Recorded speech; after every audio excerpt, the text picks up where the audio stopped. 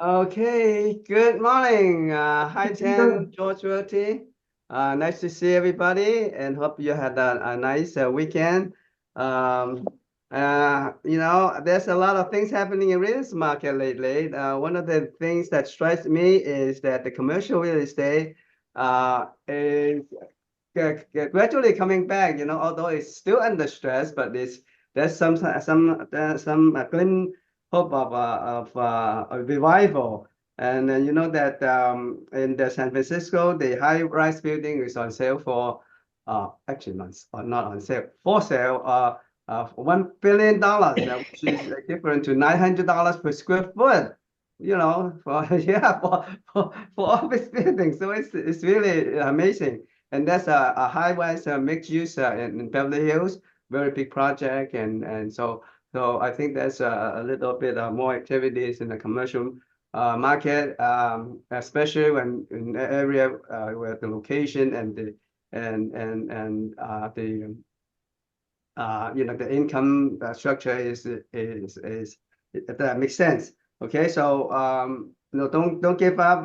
No, still commercial real estate is still pretty lucrative if you land on a right one. Okay. And also the ADO is getting more traction now, and a lot of homeowners are building ADUs in their backyards and get more extra income. So as you know, you can build up to two ADU in one lot, and after that you can rent it to some people and get extra income. And so that is a good talking point with your buyer, and you can help them kind of educate them how to do the ADU, and it's getting very popular now. Okay, but the price is still pretty stubbornly high.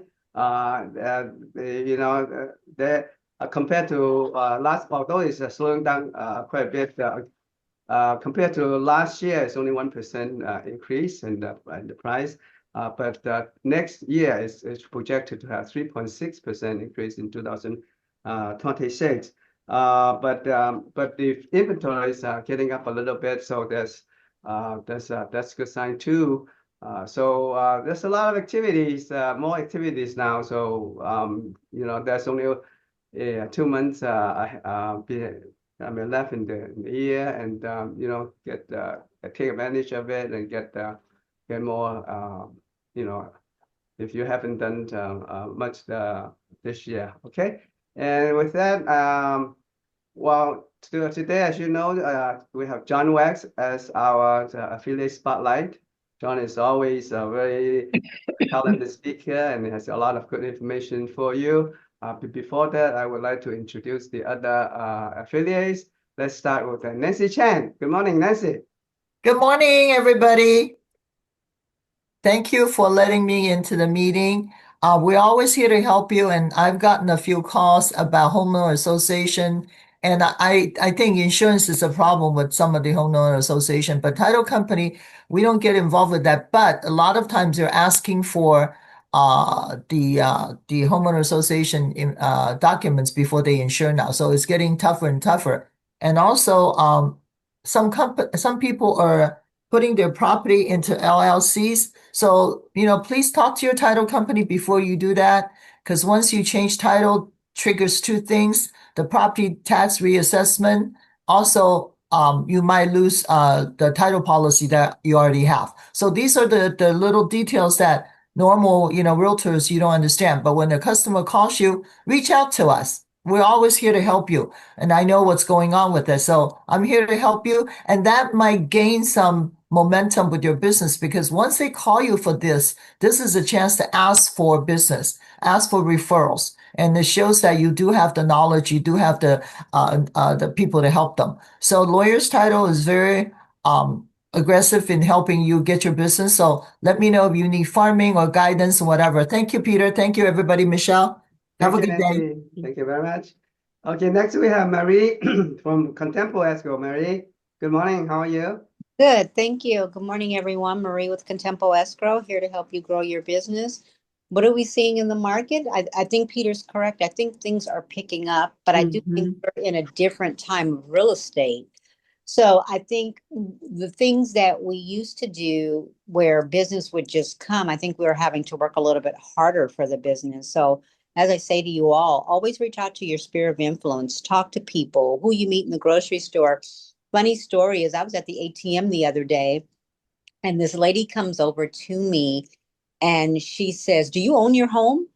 And I said, "Yes." And she goes, "Are you looking to buy another home?" And she went into full conversation about being a realtor, how she could help. And I was impressed. I actually took her business card. On a normal, I wouldn't take her business card because I know 100 other agents. But because she was so on point and persistent, and she went through every individual in that line that day and that morning when I was there. So, it's things like that that we have to do. We just have to do things that we've never done before. Because I do believe that the business is out there because no matter what, even in a slow market, there's always distressed sales as divorce or relocations or, people just downsizing. What I'm finding is you're finding a lot of people that are downsizing at this point. So, keep in front of it. If there's anything I can do to help you with your business at farming and creating listing net sheets for your clients, please feel free to call me. Or if you just have questions, I'm always here. Have a great week. Thank you, Mary. Thank you. You have a nice week too. Next we have Mark. Mark, good morning. Good morning, everybody. Marco with AMS Insurance Agency, your insurance consultant. I work with several brokers to make sure that I can find property insurance solutions for your buyers. It's really challenging in today's market because naturally many companies have stopped offering insurance in California, and those that have are very restrictive with their underwriting requirements. But I know how to navigate that. And so I would be able to help you and your buyers to be able to find solutions so that we could get these escrows closed. Just again, I know that Nancy was talking about homeowners association, HOAs, and that is a challenge right now in condo policies. So make sure that if you're aware that you are in a transaction with a condo client that start shopping earlier than homeowners. And I thought I'd never say that in my career, but that is the fact right now. Anyways, I'm here to serve you. Easy to be reached by text or email. Thanks. Okay, thank you. How's the situation with the Commissioner of Insurance? Are they negotiating with the insurance company and trying to get back to California? We're looking forward to that, Mark. Yes, and whoever was laughing, that's what we did. We laugh because it's they say one thing but they don't do anything. They don't understand how much it's crippled the industry, and so until there's a meeting of the minds, it's going to be challenging. I don't see any light at the end of the tunnel, at least for the remaining of this year. Hopefully by the end of next year, but again, it's not been something that they've addressed. And considering we're almost a whole year into the brush fires, it's sad that they don't, the insurance commissioner and the insurance companies don't move faster to resolve this issue. And it's been detrimental. I keep getting, especially in our fire zone, when you're in the high fire zone, people now are having to pay almost $1,000 a month for insurance, where it used to not even be anywhere close to that. So your agents have to just prepare and set the expectation and say, hey, if you want to live here because you like the tranquility of our foothills, our mountains and all that, insurance cost is going to be something that you have to take into consideration. So how can the commission drag on the problem? Are they politically obligated to serve their constituents?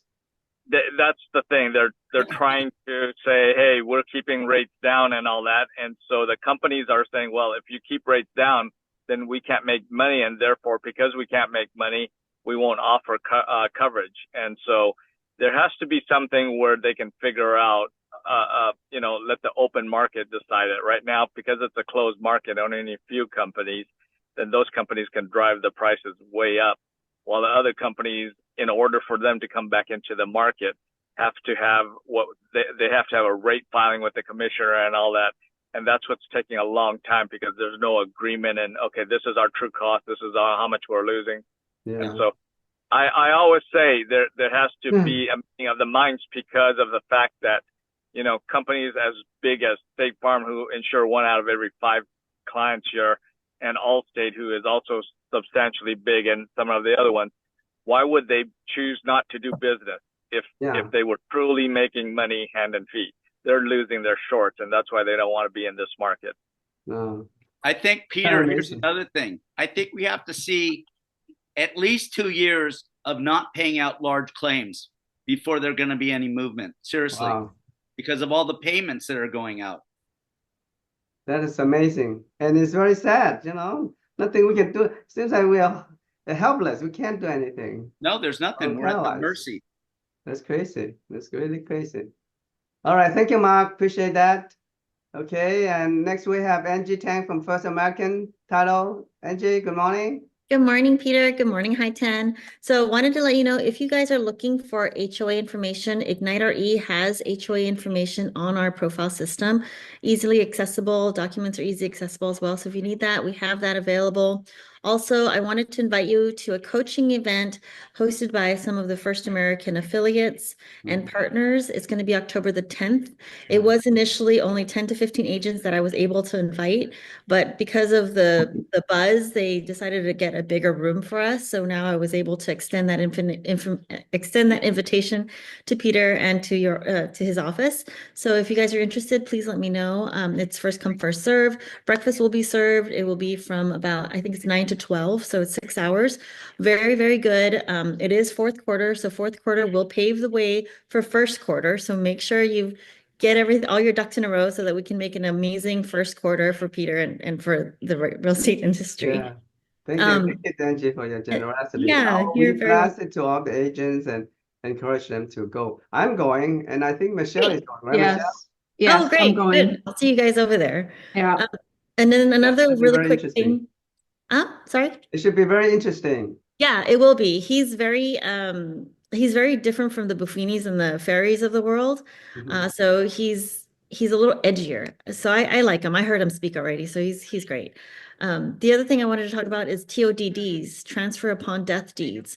So if you're dealing with a listing or a seller that has this TODD, please bring in your title, because there's going to be a lot more information. There's been some changes and there's been a lot more fraud happening. And one deed is extremely powerful to transfer that property over. So there will be a lot of requirements needed. So in the event that you are talking to a seller and you see a transfer upon death deed, a TODD, please reach out to us so that we can verify everything, so you don't waste your time with the marketing and all the open houses before getting us to make sure it's okay. We're here to help you grow your business and secure it. Angie Tang, First American Title. Thank you, All Peter. right, thank you, Angie. Appreciate it. And then we have the second eagle from First American, Brendan Saransky. Brendan, how are you today? Good, thanks, Peter. Good morning, High 10. Hope everyone's having a fantastic day. So, like Angie said, both Sandy and I are sponsoring that event with Coach Joe.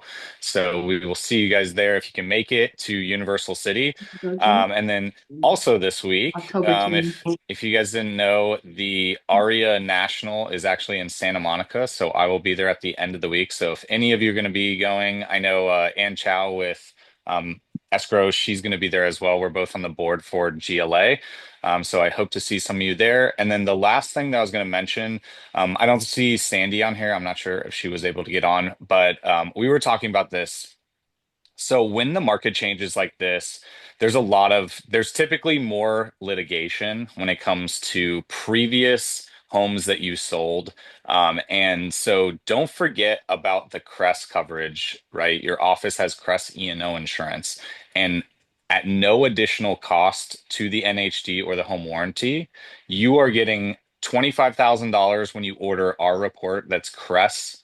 And then if you do with Sandy, that's $50,000. So that's $75,000 that you're helping protect your clients at no additional cost. And this is a huge perk for your office, that we know that at the end of the day, you may do everything perfectly and you still may end up in court over something. And so that's why we love having this additional coverage with the E&O insurance. And then the other piece of E&O insurance is, when it comes to our company and E&O insurance, it's only if the information and the disclosures are inaccurate in since 1976 when First American started and JCP was our other brand started in the NHD space, we've never had to use the E&O insurance, meaning that our information is always accurate, which is the key. But that additional coverage that you guys get, don't forget about that because that is super important for you guys to use those. And you have to order Crest coverage with the office. So don't forget about that. Let me know. And I hope everyone has a fantastic day. Thank you, Brandon. Thank you very much. Okay. Michelle, do we have any affiliates in the room, in your room? No. No? Okay. And I hope that's all the affiliates other than John Wax. So at this time, I would like to introduce John Wax as our affiliate spotlight. He will tell you everything about NHD. John? Thank you, Go ahead, Peter, John. Michelle, and for inviting me in and having this opportunity. I think it's an awesome opportunity to be able to be a part of your office, be a support of your office, as well as being able to present vital information about the NHD field and things related to NHD. I'm going to address a few issues. I have some questions I'll cover, but also I want to go into specifics. Basically, what's affecting the San Gabriel Valley? Well, wildfires. We saw that in January. We do have flooding coming because once the rainy season comes, there's mud flow and debris flows that come from that. Also, you have liquefaction. Liquefaction is a major issue. It runs between the San Gabriel River and the Los Angeles rivers. And basically what it is when they haul in sandy type material and there's a high water table and an earthquake occurs, you are likely to sustain more damage from shaking. And it depends on how close the earthquake is to the property, as well as what direction it is going. I was in the 1984 earthquake. I was in the 1994 earthquake, and I was less than a mile away. It came through. I was in a 3-unit townhouse on the end. I was whipped out of bed. We went downstairs and saw the crack in the middle of it. And it went down the middle, and you could see it going across the pavement all the way through the asphalt and going towards Santa Monica.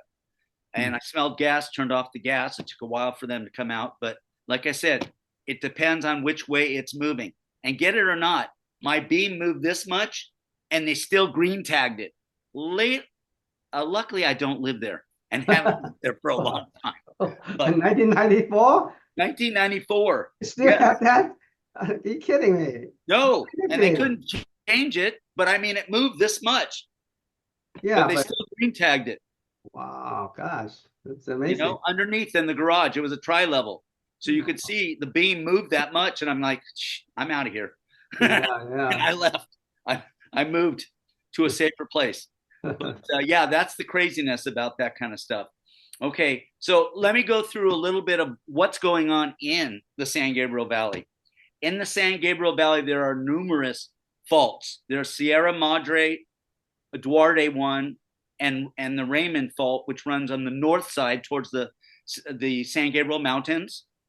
You've got the East Montebello, which runs to the west of the San Gabriel Valley. And you have the Puente Hills and San Jose's Hills, which runs on the south to southeast of the valley. So that's how it's formed. However, a lot of these faults run all the way into downtown LA. Mm-hmm. And the ones that are close to the mountains that I told you about are also attached to the San Andreas fault line. So there is a lot of faults. And like I said, it's only a matter of time. I went out 2 years ago and I got earthquake insurance. That's the only way to protect your home from earthquake damage. And that's what I wanted to say about that. Things that I want to also address is the fact that steep terrain and the mountains cause tremendous, when rain happens, tremendous landslides, debris flows, and things like that. So you want to keep, when you go list a property, you want to take a look at it and see how close you are to the mountain and see what the vegetation is on the mountain to see whether or not it's going to hold if there is any kind of rain going on, a rainstorm and things like that. We see that all the time. They have to close down the streets because of the mud flows and debris flows up in the higher areas like Sierra Madre, Altadena, Arcadia, Monrovia, all those areas. I've seen that because I've driven around there. You got to watch out for that kind of stuff. Okay, what's the earliest time that you can order your NHD report? Well, us at Snap NHD recommend you order it when you go on a listing appointment. Why? Because you want to have as much information as possible to see and ask the proper questions. Number one, you know what their taxes look like. Number two, you know what hazards are affecting the property. So you can best consult with them and let them know we got to get these insurances in place for any potential buyers. And also making sure that their insurances are up to date and in place as far as that goes. But the latest time is when you get the listing appointment. And this, even though escrow does this for you, you should be the one ordering the report because you're ordering the report that you want. I recommend the premium, but then also you're not waiting on them to order the report. And here's one other thing that we offer that no one else does, the hazard preview.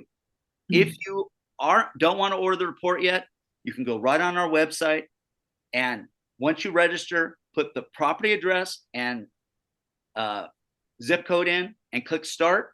On the right-hand side, in-out determinations for flood, fire, earthquake, fault, seismic hazard for free appear like you see in an NHD statement. You don't pay for that, but you know ahead of time what you're looking at when you deal with that property, especially for the buyers, because buyers are going to have to get people lined up, especially the insurances, and they know exactly what's going on, what hazards are affecting that property and things like that. Okay, the next question is, give me a second. So John, do you recommend the buyer's agent to get the NHD report before they make the offer to? No, what I recommend is they look at the hazard check first. Hazard check. Oh, and by the way, we're in the drop-down menu, the second one. So use us. When you have it, when you got the listing, no problem. You just click us. Yeah. But when you have the offer, you can put us in. You can do it different ways. You can just put us in and then my name right there. Or you can put seller's preference or. But what I mean is just even before that you offer to buy the property, should you offer NHD too? Yeah. I would not order the report. I could, if you want, we can order it. We can always cancel it. But I would recommend you see the hazard check. Oh, hazard check. Okay. Hazard check, because it's free. Okay. And that way if you want more details, I can order the report. That's not a problem. But I'm just saying that way at least you have an idea of what you're gonna need to be. That will be helpful for the buyers to decide, Yeah, exactly. Exactly. Okay. The next question. Let's see. What happens if you get the report and the listing, the listing is still going, and what do? No problem. You contact John Wax and he gets a free one updated for you. That's the best way to do it, guys. You already have the report, and within 90 days, things could change. So reach out to me and I'd be happy to order the updated report and everything for you, and not a problem. And we can do that very fast for you, because that's why we're called Snap. Okay. Oh, by the way, I did hear this on one of the Zooms, and it's a great idea. If you do have an inspection report for the wildfire, either by the city or state, make sure it's still valid, because it's only good for 6 months from the time it's issued through the time up to the time escrow closes. So you know what I mean? So you want to make sure you have a valid report.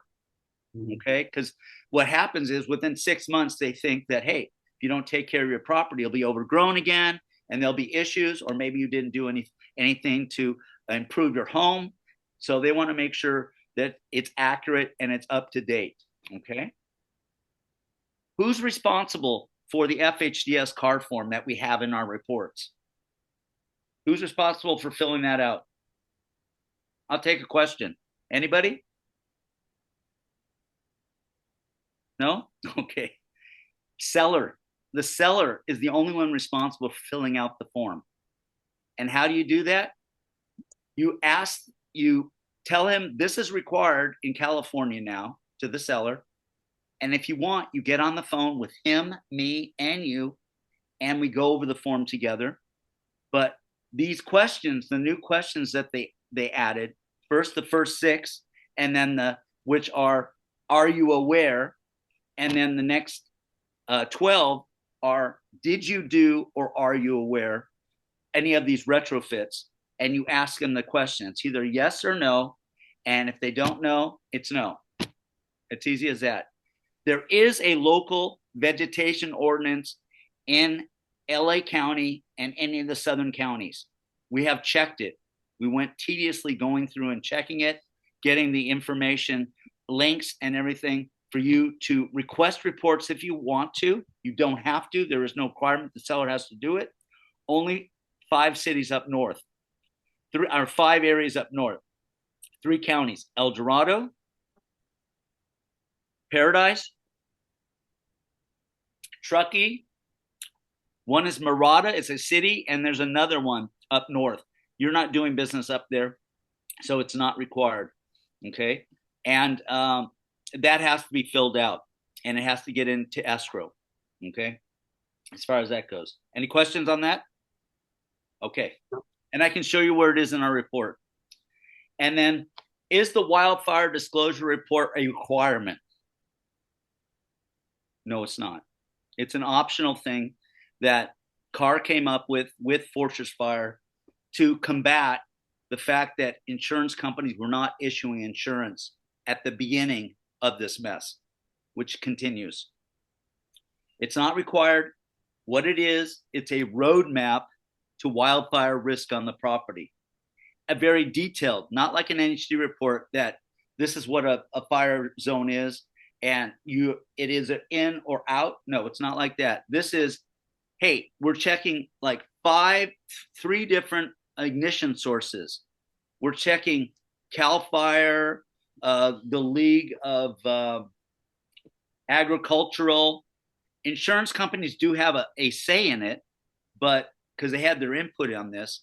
And we were the first company that was addressed when they were putting this institute into action, because we have the technology. We were able to put it right in there. And it's a good tool for buyers sometimes. It's not required. I know I talked to Michelle on this before. It's not required. And if you're a seller and it's not in a high fire zone or very high fire zone, you counter it out because it doesn't apply. It only applies to properties that are in a fire zone or a high fire zone. Okay, as far as that goes. As far as E&O insurance, we have $100 million of E&O insurance, and we've never had to use it. Okay, and we go off the information that we own all the data, and it's always updated, including the tax reports. So you want to work with the company that has that kind of backing and that also has all the vital information on track. And if you have a specific on a property, we have the team that I can go to and find out and get that information for you. And we can even give you a snapshot of where, like, it's in the zone, but we don't see it's in a zone. And then I have them come and I send you the snapshot and you can see, oh yeah, there it is. The other thing is, CAL FIRE has not updated, as far as I know, has not updated their maps. So when you get our report and it says it's in the fire zone, and the CAL FIRE map, when you look at it, says it's not, don't go by the CAL FIRE, go by our information. It's most updated, and we're doing this as a job. They have their hands full, and they don't have the technology to always update their information, as far as that goes. If you need anything, checking out to see if a property needs this, that, and your other thing, or if it's a Mello-Roos or anything like that, I can check that. I can spot check any of those things. I can look up anything relating to NHDs. But like I said, get the reports up front and take them with you on your listing appointments. You get a preliminary title from Angie, then you get the NHD report. You're all set. And when you're ready to go, and say it takes longer, I update it and you're ready to go. You're able to close your escrows. Any questions? Oh, and you guys get your Coldwell Banker. I mean, your high tens on. You have high tens yet? Good idea. Hey, John, do you give information on the environmental, the Yeah. hazardous material cleanup and the history of that, of all Yeah. the properties that you're interested in? Yeah. The it's environmental free? report. Yeah. Well, we have a report that does that, but yeah, there's websites that I look at even. The best store, but if you go on our sample report, on the report on there are the links to all those sites that we check. And it's in our sample report where you look at the Snap and HD on our website, Snap and HD. There are links to give you more information. But what we do is proximity, just like all the others. We give a proximity to hazard zones.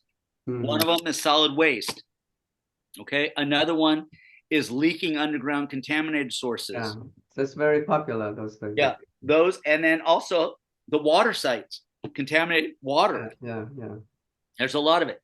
It will give you a link to find out what cleanup is, but we're going to give you a proximity to the site as far as, how close that property is. If it is within the certain, we check, I think it's within a quarter mile and a mile, a half mile, and some a mile. So it just depends and whatnot. But yeah, we give you all that information. I can check it. I can always go to my office and check stuff for you.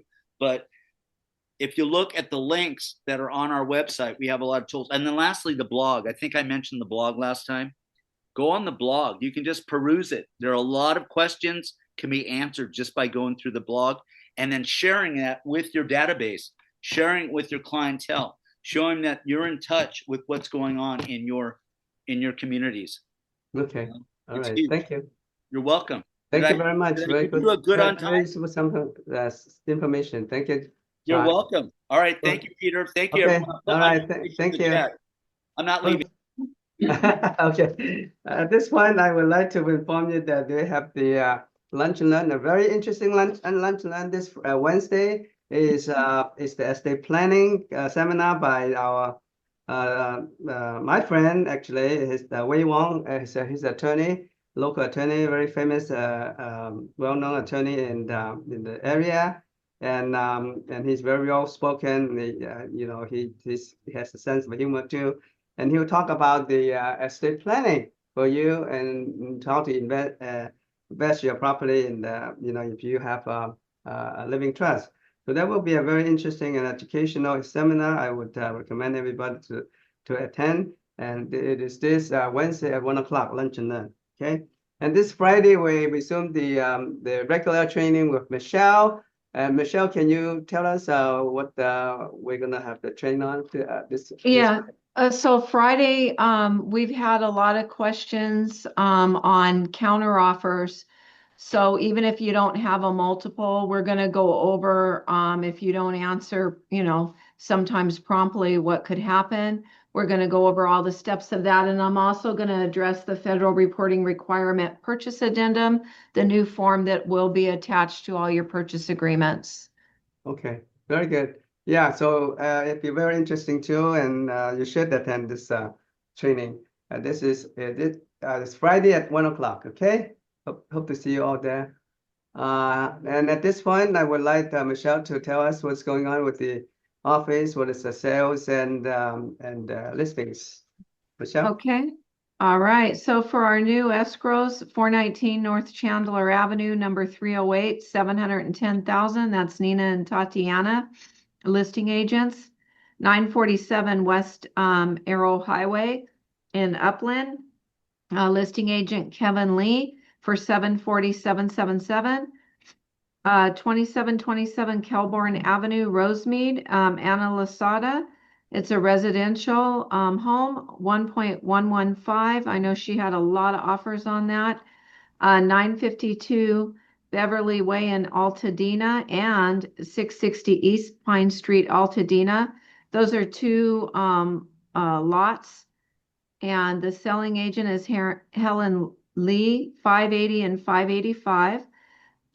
419 North Chandler Avenue, number 410. And Nina is the listing agent, selling agent Tatiana Dang. and that's 680. And we have an Arcadia lease by Richard and Christine at 60 Alta Street, and that lease was worth about $63,000. And new listings, 17630 Postano Road in Pacific Palisades, 2.880. It is land listed by Richard Wang, Lorraine Goosen at 12423 Sonoma in Pacoma, $640,000 for residential. Gary Lee has a lease at $32.50 a month for 1161 Duarte Road in Arcadia. Nina and Tatiana listed 419 Chandler Avenue, number 410 at $680. And Gary Lee has a listing in Eastvale at 12466 over Tessa, $558. And Karina Peng has a lease in Monterey Park, $800 a month at 119 North Atlantic Boulevard, number 217 and 220. And for the closed escrows for last week, 5160 East Altadena, number 82, Long Beach. Christine Finn was the listing agent. A condo closed at $397,000. One Deerwood in Irvine, that is a residential lease. 81,600 is the value, and that is Don Lang Chen. Excuse me, I couldn't read the writing. 168 South Monterey, 316 850. That's Nina Shu. 168 South Monterey, 312 850, Nina Shu. So thank you for the great week, and it's good to see you all in the office. Yeah. Very good. Yeah. Michelle has been very busy last week, and having questions from the agent, and has to do a lot of the tutoring to do. So thank you, Michelle. Appreciate that very much. You're welcome. Okay, and at this point, do we have any latecomers with sales or listings that they want to supplement, and or reduction in price, or anything they want to share about their listings that or open houses, and if you need any help on that, anybody who has that kind of concern, please speak up. Anybody? No? Okay. Pretty quiet today somehow. The quiet group today. Okay, if not, I will go on to sharing something with you today, and things that I have encountered last week. Somebody asked me about about the way that how they can receive their commissions in order to minimize the tax liabilities, and to maximize the expenses, and to minimize the 1039 that they receive every year. And as you know, that as a real estate agent, you are governed by the DRE regulations as well as the IRS rules and regulations. And those two areas, they don't override each other. And so naturally, if that is the case, then you have to abide by this, by the more stricter rule of the both rules. In other words, if the Department of Real Estate has a stricter rule, and then you have to abide by the stricter rule on that issue. And if the IRS has a stricter rule, and you have to abide by the stricter rule. So and also on top of that, they have the RESPA, which is the federal rules that governs the receipt of commissions and the referral fees and stuff like that. So no, on the surface, it's a complicated issue, but all in all, if you understand the mechanics of it, it's not that hard to understand. So I'm going to go through that today, and so that you have a better understanding of how you may structure your receipt of commissions in order to maximize or optimize your tax consequences. Okay, so Okay, the principle, the core principle is that only the real estate brokers may receive compensation for real estate activities. And so you are in this business, you are the real estate, either a real estate salesperson or real estate broker, and in both circumstances, you are governed by the DLE as to what you can receive as a commission. So the salesperson and the brokers associates are different because a salesperson, they only have the salesperson's license, and the broker associate their broker's license, and the brokers by the rules and regulations of the DLE, they have the right to have their own business. They can have their own corporation. They can have their own company to transact the business and receive commissions from it. And so they have a different kind of arrangement. But nevertheless, the core principle is that both the real estate salesperson and the brokers cannot receive direct payment from clients, okay, or cooperating brokers or escrows or salespersons. And then when you say that, how come you can receive referral fees from the cooperating brokers? Now the referral fees are channeled through the supervising brokers. In other words, it is channeled through the High-10 George Realty in order for you to get that the referral fees. So in other words, the contracting party is not the real estate agent or the brokers associate. It is the corporate corporation, which is the High-10 George Realty. So everything that comes in has to go through that entity, and then that channel through either to the salesperson or to the brokers associates. So if you want to read that kind of arrangements, the reference sections is Business and Professional Code section 10137. So if you want to read about that, you can go there and read for yourself. And the role of the supervising broker is to contract with the escrow or with the other brokerage in order to receive the escrow. So the commission is paid directly to the supervising brokers company by escrow title company or directly from the clients. And then the broker will distribute the commissions to either salesperson or broker associates according to the agreement. And usually it's the independent contractors agreements that they have to apply to what kind of split that you would have between the salesperson or the broker's associate with the company, and what kind of deduction that you have to, whatever deduction you have to be deducted from the commissions. So then broker has the responsibility to supervise any licensed activities and of the agents and the brokers associates. So the reference section is BNP, Business and Professional Code section 10132, and Commissioners Regulation 2726. And well, let's talk about the salesperson's compensation. This is very simple, and since the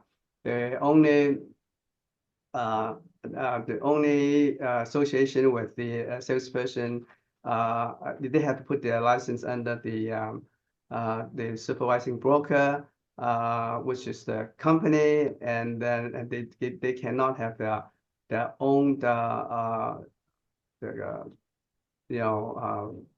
real estate company like the brokers associate. So the only channel of receiving that the commission is through the supervising broker, which they have under. So then the commission must be paid only by the employment broker, which is Hi10 George Realty.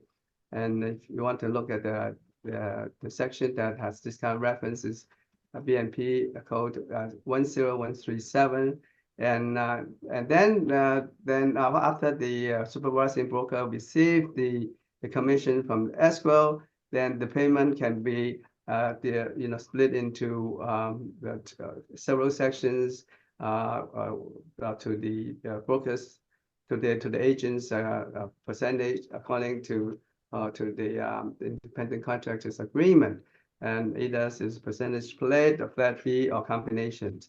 And also agents may not accept referral fees, bonuses, or incentive directly from clients or service providers, which is under the federal RESPA rules.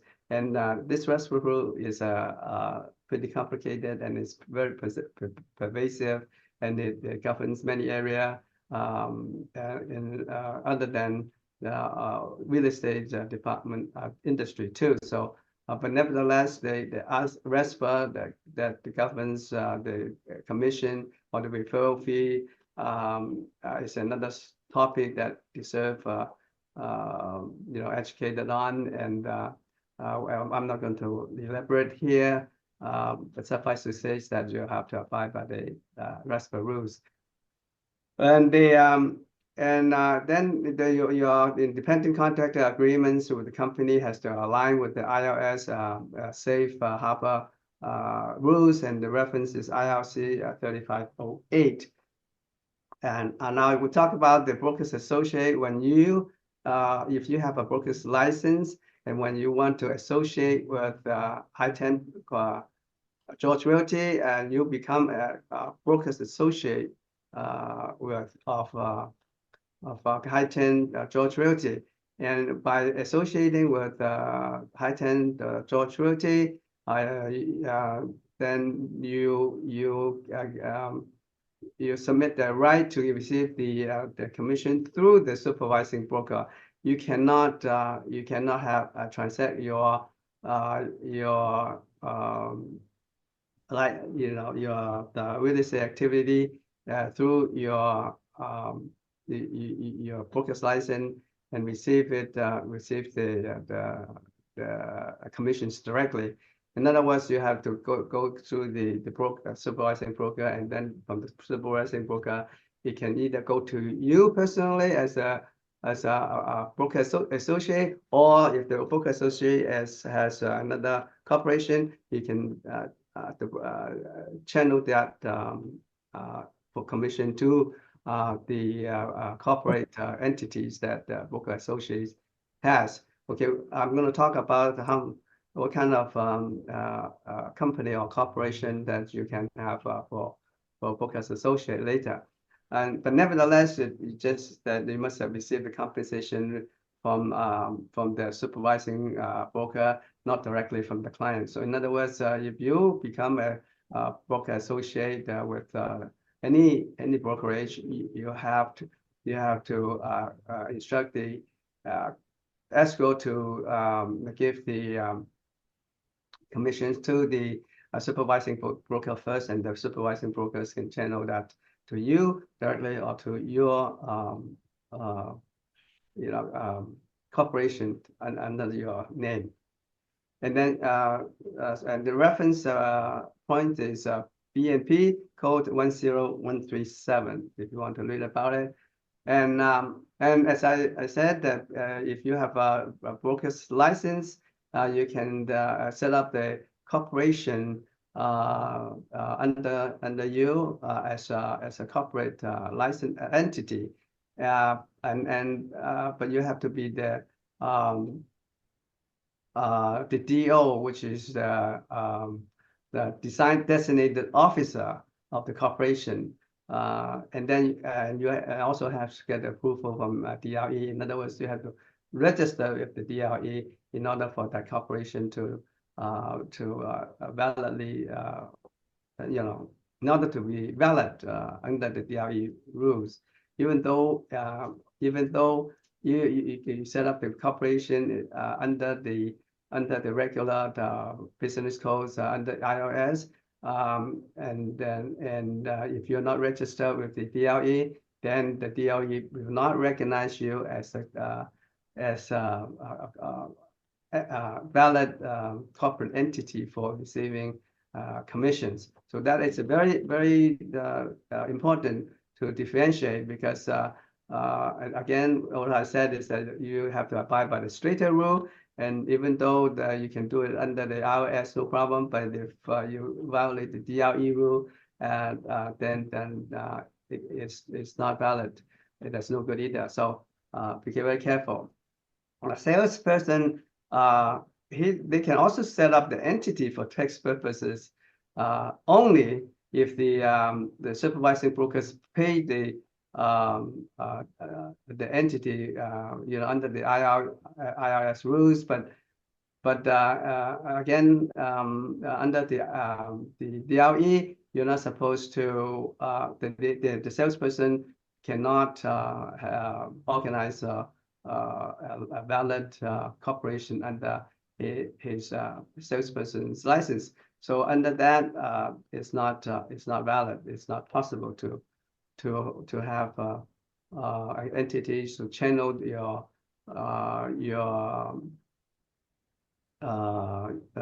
commission to the corporation. But nevertheless, you can have the commission channel through you first, and then you set up you give the commission to the entity you set up, and then you report that the tax on that entity. So that's an extra step that you have to go through. So that is very important. If you're not sure about that, come to talk to me, or you go to talk to your ACBA, so that you can set it up properly. Basically, you cannot set up for a salesperson, you cannot set up an entity and tell the escrow to channel the commission to the corporation you set up directly. And also, you are not supposed to have the supervising brokers to channel the commission to your corporation until you have received the commission through your own the Social Security numbers. So that's a very delicate distinction. So it's sometimes the person that don't understand that, and they get although they are not in violations of the IRS code, but they are in violations of the DRE code if you don't do it properly. Okay, and because improper diversion of commission will raise the DRE discipline. So the reference code section is P&B code 10137. And so, and I said, as I said, that there are two rules that govern the commission, splitting commission and receiving the commission. The IRS, the section the section is 3508, and also the entity may provide tax benefit of structure property if it's structured properly. Under the IRS code 1361, and I said neither the entity has, or neither governmental agency has the right to override the other ones. So they usually you have to abide by the straighter rule of the IRS regulations and the DRE regulations. So that's very, very important. And as I said, the referral fee is governed by the RESPA, which is a federal law.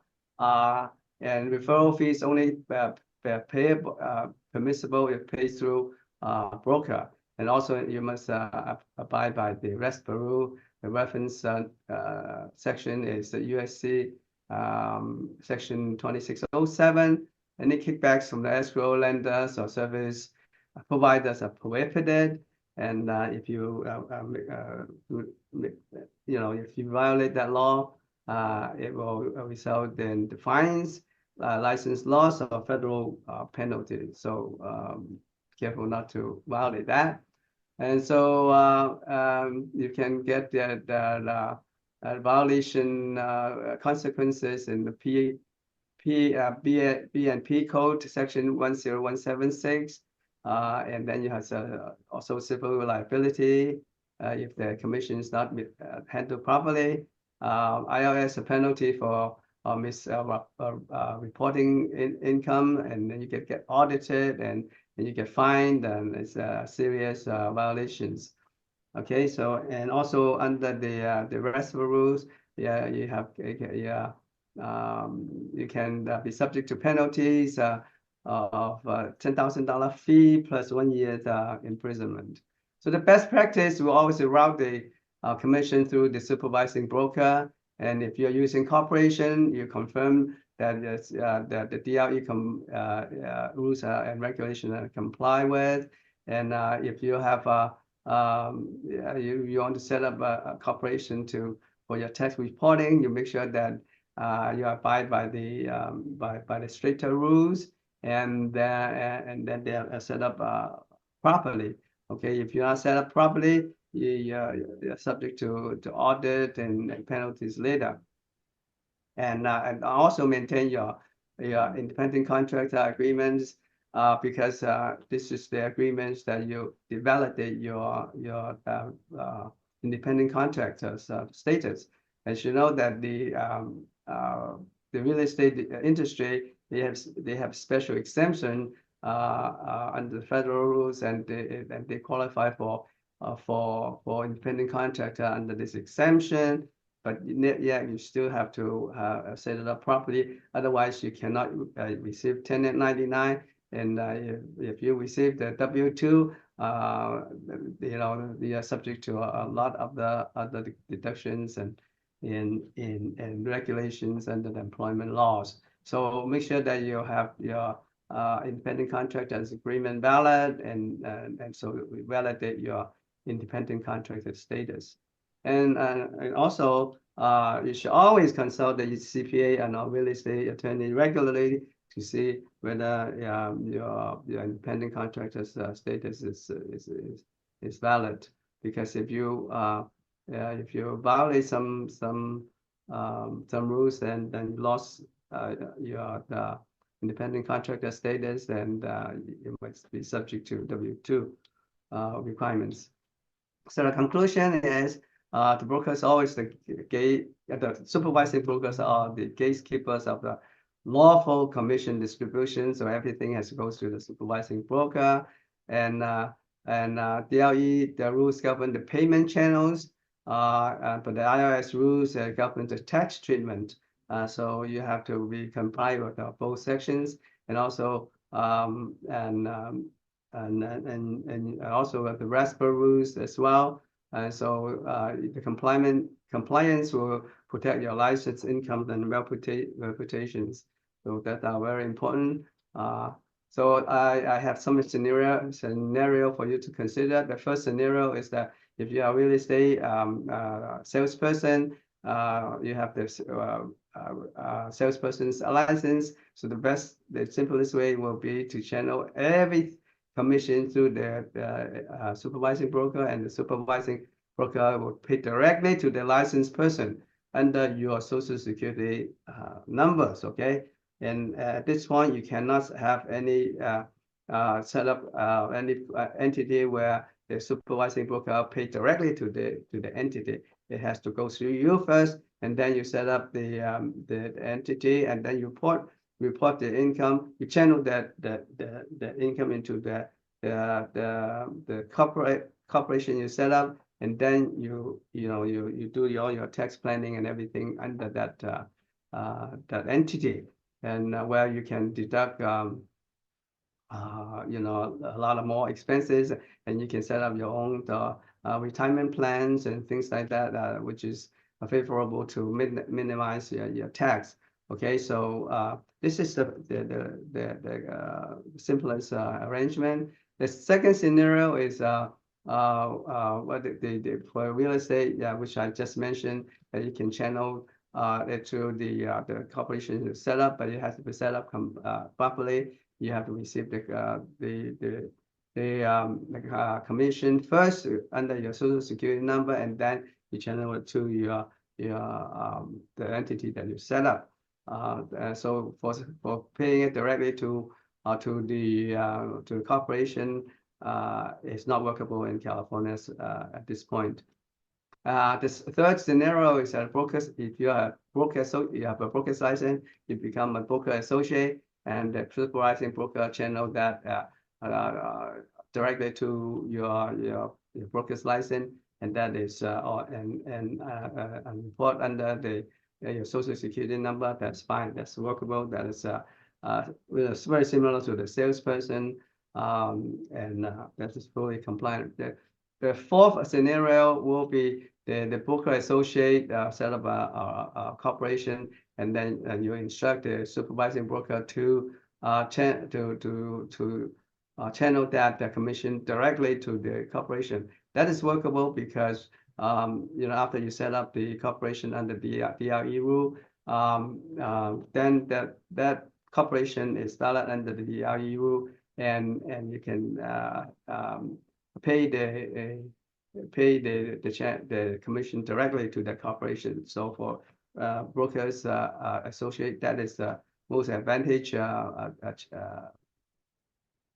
way of getting the commission, because you can, under the corporation, you can set up a lot of business which normally you cannot deduct with a personal deduction, and also you can set up pension plans and other things, and that's a good way to structure your tax liabilities. The fifth scenario is that the brokers associate form more than one corporation. In other words, they form two corporation, and then they channel the commission to the two different corporations. That you have to be careful, because this automatically raise a red flag to the IRS and also the DLE. And DLE usually look at it, why you form one to form two corporation, and then you receive the two corporation with a different proportion of the commission to the corporation. So what's your purpose? So it's very strictly scrutinized. And so if you do that, that's high risk. You raise a red flag, and then there's if you do that, then the IRS will look at it and with a suspicious size, and then they audit you, and also the IRS will audit your tax return. So this is a risky endeavor, and so I would not recommend you to do that.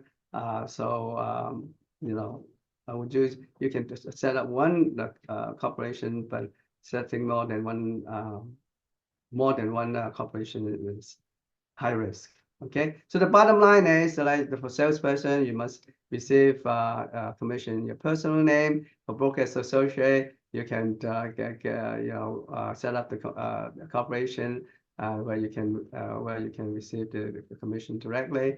But for two corporations, it's not recommended. It's not prudent. So you avoid that. So okay, very very very simple bottom line. So this is what I want to share with you. And is there any questions so far?